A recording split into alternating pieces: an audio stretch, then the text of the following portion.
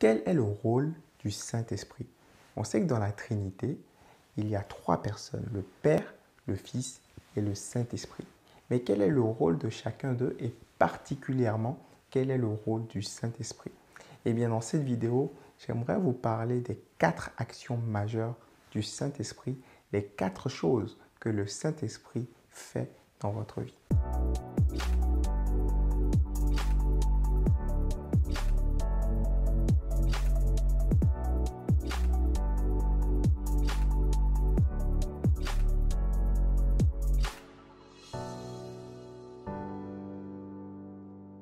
Les 3 personnes de la Trinité ont des rôles complémentaires. Le Père conçoit le plan du salut. C'est lui qui a envoyé le Fils pour venir mourir à la croix. Le Fils, quant à lui, accomplit le plan du salut. Voilà pourquoi Jésus a dit « tout est accompli » alors qu'il était sur la croix. Et le Saint-Esprit, lui, nous aide à entrer dans le plan du salut. Le Saint-Esprit est la personne de la Trinité la plus proche de nous aujourd'hui. Il convient donc d'identifier avec précision ce que fait le Saint-Esprit dans nos vies. La première chose que fait le Saint-Esprit, c'est qu'il nous convainc. Il fait une œuvre de conviction. Il nous convainc de la présence de Dieu, il nous convainc de l'existence de Dieu et il nous convainc de la réalité de l'œuvre de Jésus-Christ. Lorsque vous croyez en Dieu, lorsque vous commencez à croire en l'existence de Dieu, lorsque vous commencez à croire que le sacrifice de Jésus-Christ est pour vous, c'est déjà parce que le Saint-Esprit a agi dans votre cœur. Le Saint-Esprit nous rend conscients de la présence active de Dieu. Est-ce que vous vous êtes déjà demandé pourquoi certaines personnes tellement intelligentes ne réalisent pas que Dieu existe, ne réalisent pas que Christ est vraiment mort pour eux? C'est parce qu'ils n'ont pas laissé le Saint-Esprit agir dans leur vie. À chaque fois qu'on croit en Dieu, à chaque fois qu'on réalise que Christ est mort pour nous, alors c'est le Saint-Esprit qui est à l'œuvre. Le Saint-Esprit nous convainc donc de la réalité, de la véracité de l'œuvre de Christ. Le Saint-Esprit nous convainc aussi de péché, de justice et de jugement. On le voit dans Jean chapitre 16 au verset 8. À chaque fois que nous réalisons que nous sommes pécheurs, c'est que le Saint-Esprit a agi dans notre cœur. Il nous convainc de l'amour de Dieu. On le lit dans Romains chapitre 5 au verset 5. Le Saint-Esprit fait une œuvre de régénération. Il participe à notre nouvelle naissance. Il nous fait naître de nouveau. On le voit dans Jean chapitre 3 au verset 5.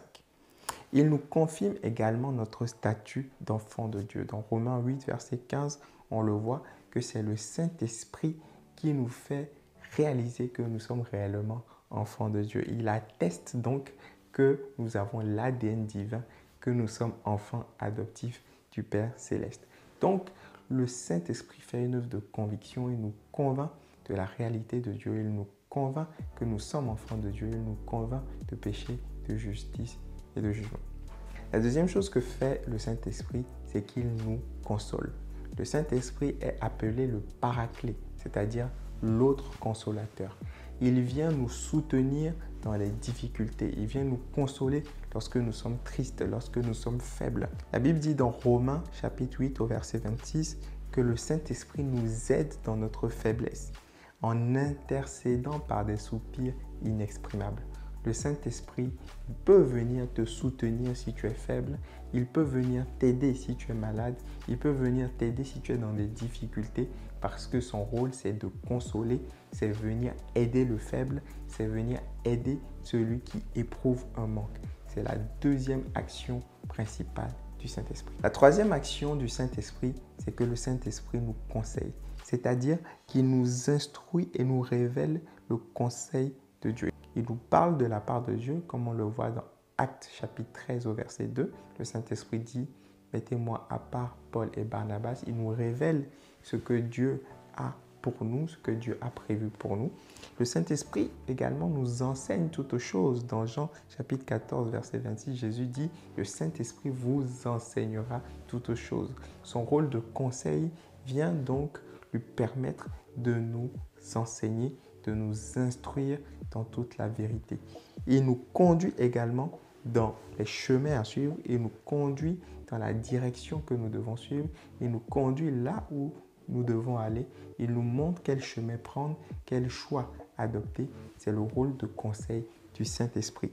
On lit dans Luc chapitre 24 au verset 46 qu'il ouvre également l'esprit, il ouvre l'intelligence afin de comprendre les Écritures. On voit que le Saint-Esprit est donc un esprit de sagesse et d'intelligence qui nous conseille.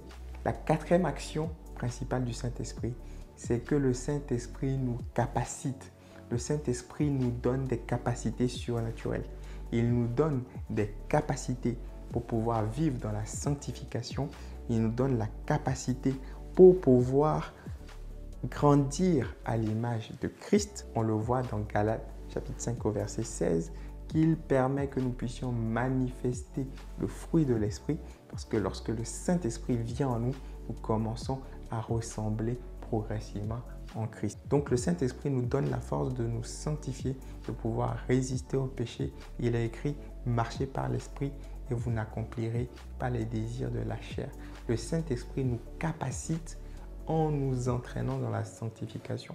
Mais également, le Saint-Esprit nous capacite en nous accordant des dons spirituels, en nous fortifiant avec des dons spirituels. Dans 1 Corinthiens au chapitre 12 et au verset 7, on voit là que le Saint-Esprit distribue ses dons à qui il veut. Il nous équipe avec des dons spirituels et surnaturels, mais également le Saint-Esprit nous donne d'être puissamment fortifiés dans notre homme intérieur, comme nous dit Éphésiens 3, verset 16.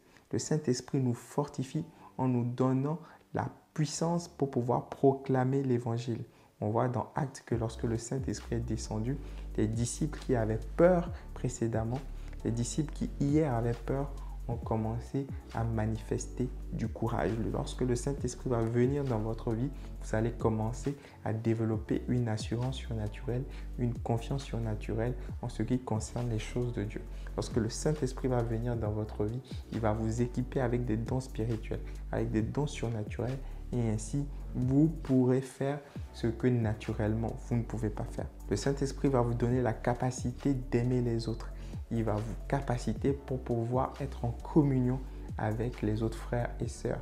Parce que le Saint-Esprit emmène un vent d'unité, il emmène la capacité de pouvoir s'entendre avec des personnes que vous n'aimez pas, avec des personnes que naturellement vous serez enclin à détester. Lorsque le Saint-Esprit vient dans votre vie, il vous capacite pour faire ce que naturellement vous ne pouvez pas faire. Ensemble, le Saint-Esprit agit pour vous convaincre, vous consoler, vous conseiller et vous capaciter. Je prie que le Saint-Esprit puisse faire ses actions dès aujourd'hui dans votre vie. Je prie que vous puissiez grandir dans la connaissance du Saint-Esprit et que ensemble vous puissiez co-œuvrer afin que les desseins de Dieu soient manifestés au travers de vous. Que Dieu vous bénisse.